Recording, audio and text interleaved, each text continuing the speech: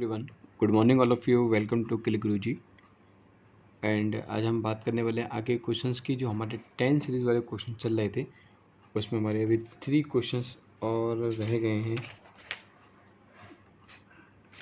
तो बहुत ही most important question है जिनको आप एक बार देख लीजिएगा, आपके लिए बहुत ज़्यादा हेल्पफुल होंगे, क्योंकि ये सीरीज़ ही बहुत ज़्यादा थोड़ी सी डिफरेंट होती है और सब क्वेश्चंस के मुकाबले। चलिए ज़रा टाइम को वेस्ट ना करते हुए क्वेश्चंस की ओर बढ़ते हम लोग। तो दे रखा है 10 if tan theta minus tan theta by 2 equal to sec theta by 2। तो उसमें जनरल फॉर्म निकालनी है, इसका व्यापक मान निकालना है। क्या निकालना है? इसका व्यापक मान, ठीक है, जनरल वैल्यू। सो क्लास 11 का ये वैसे तो क्वेश्चन है ट्रिग्नोमेट्रिक फंक्शंस का एक्सरसाइज नंबर 3 का, बट ये एवरी अगर कंपटीशंस की तैयारी भी आप करते हैं तो उसमें भी बहुत ज़्यादा आपके लिए हेल्पफुल रहेगा।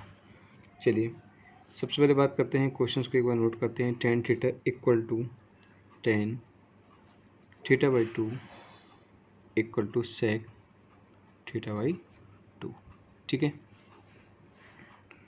तो इसको चेंज कर लेते हैं हम लोग, sign theta by cos theta by sine theta upon cos theta. इसको ले सकते हैं साइन थीटा बाई 2, और ले सकते हैं हम लोग कॉस थीटा बाई 2, और ये ले सकते हैं हम लोग 1 upon cos theta by 2। Then अब क्या करेंगे हम लोग? अब हम लोग इसको लेंगे एलसीएम।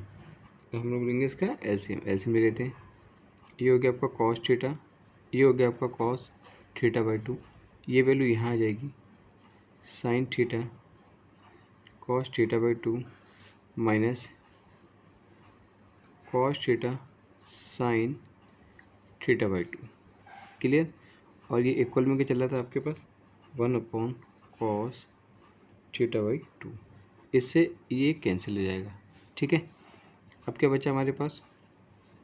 अब ये वाली वैल्यू बची sign A cos B minus cos A sine B. जैसे कि फॉर्मूला आपको पता होता है, साइन ए माइनस बी का होता है sign A cos B minus cos A sine B, ठीक है। तो फॉर्मूला बन गया आपका ये साइन ए माइनस बी का मतलब theta minus theta by 2। Clear? और अपॉन में क्या था आपके पास? कॉस थीटा इक्वल टू क्या बचा था? 1। क्रॉस मल्टीप्लाई कर लेते हैं, ठीक है। तो कितना हो जाएगा ये? Sine theta minus theta by 2 equal to cos theta. यहाँ तो कोई डाउट किसी को? अब इसको सही से लिख लेते हैं हम लोग। ये हो जाएगा आपके पास साइन थीटा बाई 2, ये दोनों माइनस हो जाएंगे, और इसको इधर ले आते हैं हम लोग, तो हो जाएगा कॉस थीटा इक्वल टू 0, ठीक है। अब देखिए जरा एक चीज़ और ध्यान से, अब ये जो वैल्यू है sign theta by 2, sine theta by 2, और ये माइनस का आपका क्या लगा हुआ है? माइनस का कॉस थीटा, माइनस का कॉस मतलब कॉस थीटा है, तो माइनस तो बाहर है ही, तो फॉर्मूला पड़ा होगा 1 minus 2 sine square theta by 2 equal to 0। Cos की वैल्यू, कॉस थीटा की वैल्यू क्या होती है? 1 minus 2 sine square theta by 2, क्योंकि साइन की कंडीशन बन रही है, इसलिए हमने इस फॉर्मूले को यूज़ किया है। अब इसको पहले एक बार सही से लिख देते हूँ तरीके से, साइन थीटा बाई 2 माइनस का 1 माइनस माइनस प्लस हो जाएगा 2 sine square theta by 2 equal to 0, ठीक है ना। अब क्या करना है आपको?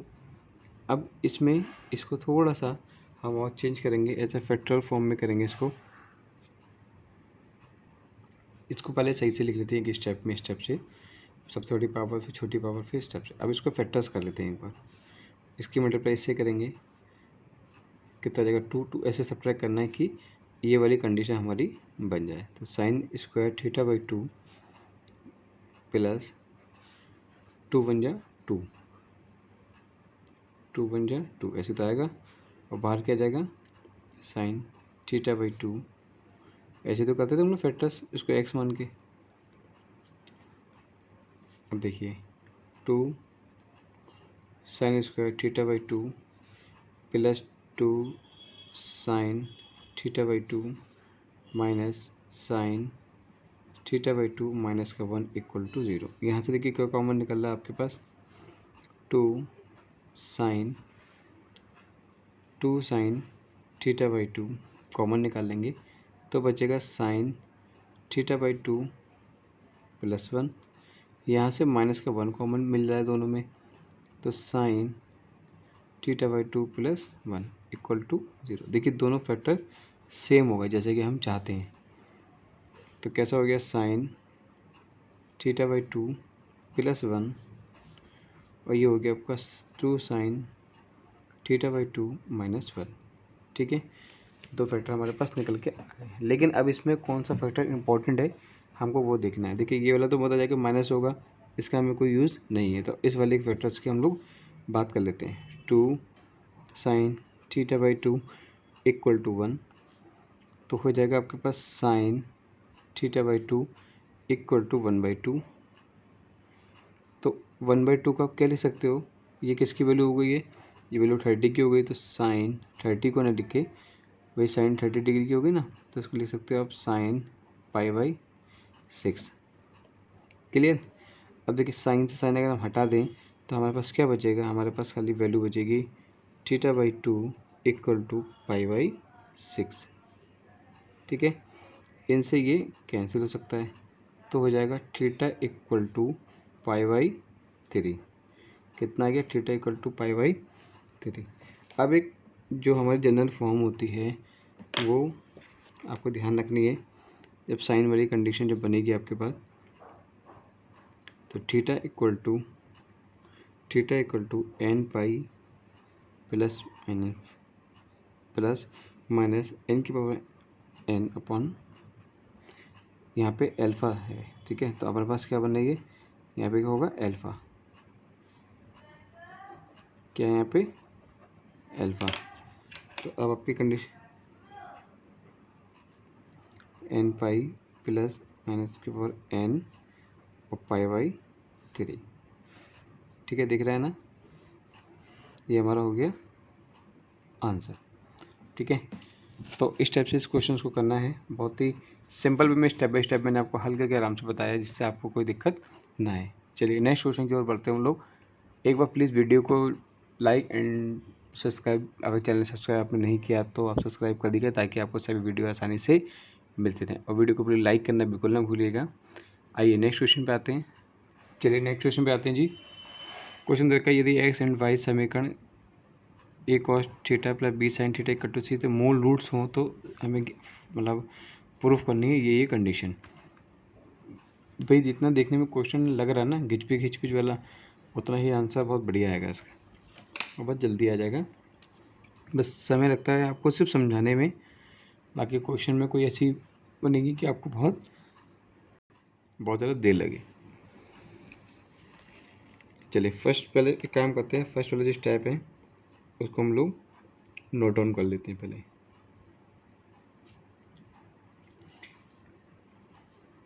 इसको पहले ठीक से लिख लेते हैं ताकि आपको लिखने में दिक्कत ना आए।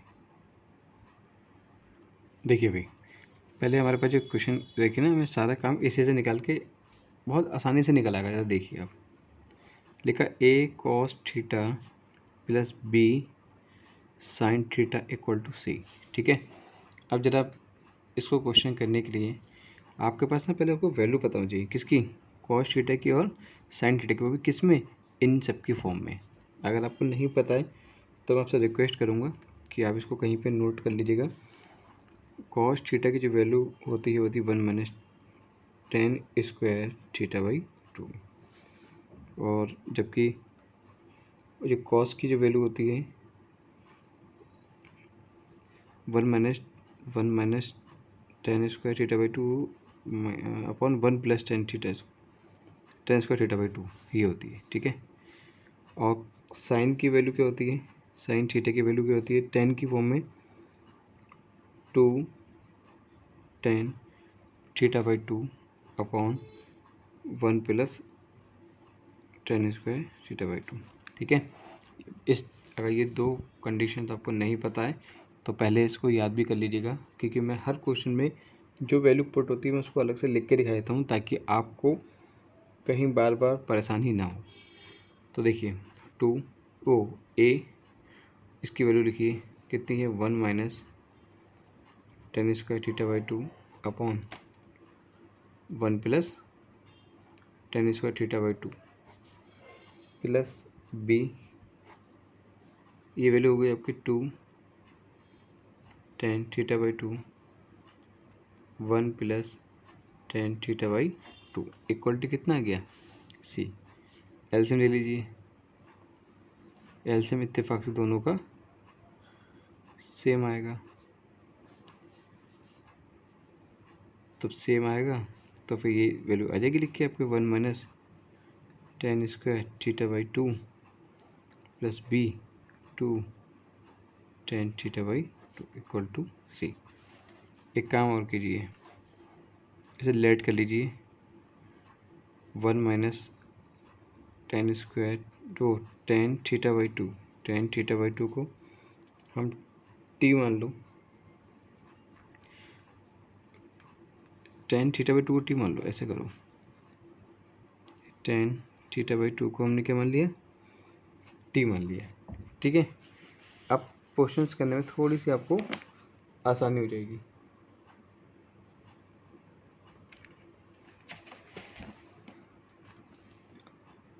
अब देखिए जरा उसको, A 1 minus T square plus B 2t upon 1 plus T square equal to C.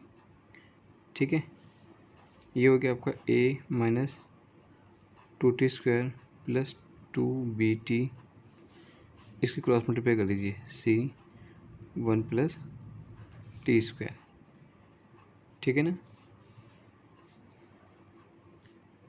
a minus 2t square plus 2bt equal to C plus C T square. यहाँ तक कोई डाउट तो नहीं किसी को? एकदम डाउट होना ही चाहिए, क्योंकि ऐसा कुछ इसमें हमने नया किया ही नहीं है। अब इसको ना कायदे से थोड़ा सा सीक्वेंस बना के लिख लेते हैं, पहले सबसे बड़ी पावर, फिर छोटी पावर से छोटी पावर। तो इसके लिए आपको क्या करना पड़ेगा, पहले सबको एक जगह लेके आना पड़ेगा, एक ही स्थान पे सबको इकट्ठा करो, फिर लाइन से खड़ा करना पड़ेगा सबको।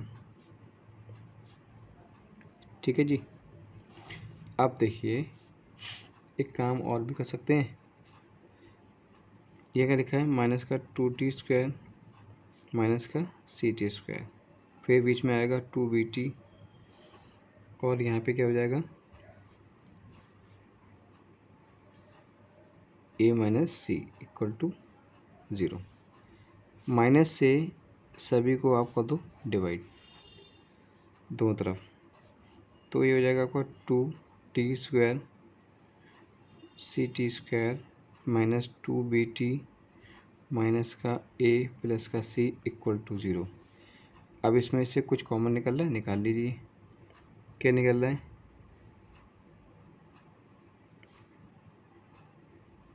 इसमें से गड़बड़ की हो गई है कि यहाँ पे ना हमने मल्टीप्लाई 2 लिख दिया, यहाँ पे a आएगा, तो ये भी a आएगा, तो a ये भी आएगा, है ना। तो a minus C T minus 2bt plus इसको लिख लो c माइनस a। अब ये बन गया हमारे पास एक इक्वेशन। ठीक है, अब हमें क्या करना है, अब हमें फाइंड क्या करना था, हमको हमें निकालने थे मूल रूट, तो रूट निकाल लो भाई इसके। तो रूट निकालेंगे, क्या करते हैं हम लोग, हमने इसको जो मूल रूट है, इसके जो रूट हैं वो उसको हमने t1 मान लिया और t2 मान लिया। ठीक है, तो आपको याद आ रहा होगा हम ऐसे करते थे, alpha plus beta equal to minus का b अपॉन ए, फिर अल्फ़ा बीटा का निकालते थे हम लोग c upon A. Same condition यहाँ पे भी करनी है आपको। यहाँ पे अल्फ़ा बीटा का मतलब क्या हो गया, t1 प्लस t2 आप निकालो, तो माइनस का b अपॉन ए। तो ये कंडीशन देखो ऐसी तो बन रही है आपकी इक्वेशन, तो थी A X square plus B X plus C equal to 0, ये जो कंडीशन होती थी, इसको इससे मर्ज कर लो। तो b अपॉन a मतलब कि और ये माइनस b और इसका b के तो हो जाएगा 2b अपॉन a मतलब a minus C, a minus C, minus से माइनस कैंसिल हो जाएगा, क्या बचेगा 2b और a minus C, a plus C. ठीक है, और ये जो आपकी वैल्यू निकल के आई है, ये t1 की वैल्यू हमने क्या मानी थी, हमने अभी मानी थी हमने 10 अल्फ़ा बाई 2 प्लस 10 हम इसको मानेंगे बीटा बाई 2। तो ये किसके निकल के आ गया 2b upon a plus C. ठीक है, अब देखो ज़रा ये आ गया आपका एक आंसर हमारे पास ये आ गया है। ठीक, ये तो प्रूफ करना था हमको। अब हमारे पास कौन सा बचा, अब बची हमारे पास सेकंड कंडीशन जिसमें हमने कहा था अल्फ़ा प्लस बीटा, ये वाली कंडीशन। तो यहाँ पे T1 और T2 C अपॉन ए, सी कितना है यहाँ पे C माइनस ए और a कितना है a प्लस सी। फिर वही कंडीशन 10 अल्फ़ा बाई 2 और 10 बीटा बाई 2 कितना हो गया c माइनस ए अपॉन सी प्लस ए, ऐसे भी कह सकते हो इसको। देखिए आ गया आंसर दोनों। ठीक, हमको ये प्रूफ करना था। तो यही मतलब स्टेप बाई स्टेप कोशिश करेंगे, आपको ये कंडीशन मालूम होगी तभी आप अच्छे से कर पाओगे, वरना फिर आपको होगी दिक्कत। ठीक है, और जो प्रूफ होना होता है उसमें से कोई चेक कर लो कि आपको करना किस फॉर्म में है, तो आपको ये सब चीज़ ध्यान देंगे कि हमें कहाँ कौन सा फॉर्मूला यूज़ करना है। चलिए नेक्स्ट क्वेश्चन पे आते हैं, इस वीडियो का लास्ट क्वेश्चन है ये। चलिए क्वेश्चन पे आते हैं, लिखा है कि ये क्वेश्चन देखिए इनको सॉल्व करना है, तो सॉल्व कर लेते हैं हम लोग। तो फर्स्ट इक्वेशन है, ये सेकंड इक्वेशन है, पहले इसको ठीक से मैं लिख लेता हूँ। cos theta equal to √3 cosec phi, और सेकंड रखी है cot theta equal to 3 cot phi. Equation number ये 1 है, मान लो इक्वेशन नंबर आपके पास 2 है। तो दोनों इक्वेशंस को आप क्या करो स्क्वायर करो, equation 1 and 2 squaring on both side and subtract, इनको आपस में घटा दो। तो स्क्वायर करो पहले इनका, कॉसेक स्क्वायर थीटा, इसका भी स्क्वायर करो, कॉट स्क्वायर थीटा में से सबट्रैक्ट कर दो इन दोनों को। पहले एक को लगाइए, इसका स्क्वायर कीजिए तो रूट हट जाएगा, खाली 3 बचेगा, कॉसेक स्क्वायर फाइव, ये कितना हो जाएगा ये 9 हो जाएगा, ये हो जाएगा आपका ये कॉट है, कॉट हो जाएगा कॉट स्क्वायर 5। ठीक है यहाँ तक। अब देखिए ज़रा क्या करना है आपको, ये ऐसा हो गया, ये ऐसा हो गया, इसको हम लोग इधर ले आए, ये इसको इधर ले आए, इसको लेके कहीं मत जाइए आप। ये जो वैल्यू होती है ना, ये वैल्यू, इसकी वैल्यू कितनी होती है 1 होती है, अगर आपको याद हो तो। ठीक है, और इस वाली वैल्यू को मैं काम करो कॉर्ड में ही चेंज कर लेता हूँ, तो हो जाएगा 1 प्लस कॉर्ड स्क्वायर 5, क्योंकि मुझे इसकी ही कंडीशन में चाहिए था इसको। ठीक है, हो गया क्वेश्चन थोड़ा छोटा सा और छोटा हो जाएगा। अभी देखिए इसकी मल्टीप्लाई इससे कीजिए और इसकी मल्टीप्लाई इससे कर दीजिए, एक बार इसकी एक बार इसकी, -9 कॉर्ड स्क्वायर 5, तो 1 इक्वल टू 3, ये क्या माइनस का 6 कॉट स्क्वायर 5। ठीक है यहाँ तक, यहाँ तक ठीक।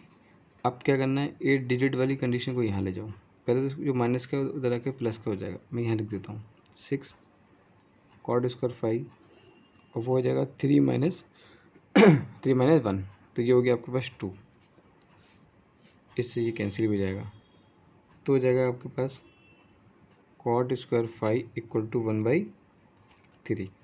अब मैं इसको 10 में चेंज कर सकता हूँ, अगर इसको मैं पलट दूँ तो क्या हो जाएगा 3 हो जाएगा। अब 3 का मतलब बात समझ रहे हो आप, इसको मैं रूट लगाऊंगा अभी 10 5 कितना जगह √3। ये √3 किसकी वैल्यू होती है? 60 की वैल्यू होती है। किसकी होती है? 10 60 की वैल्यू होती है। अब हमें 60 में तो चाहिए नहीं, हमें कंडीशन करनी है पाई की फॉर्म में। तो फिर कैसे करेंगे इसको? 10 5 इक्वल टू 10 π/3। ठीक है, तो 5 की वैल्यू कितनी आ गई? π/3। लेकिन कंडीशन वही वाली जो मैंने आपको बताई थी, 10 थीटा इक्वल टू 10 अल्फा वाले में क्या करते थे हम लोग? Theta equal to n pi plus minus alpha.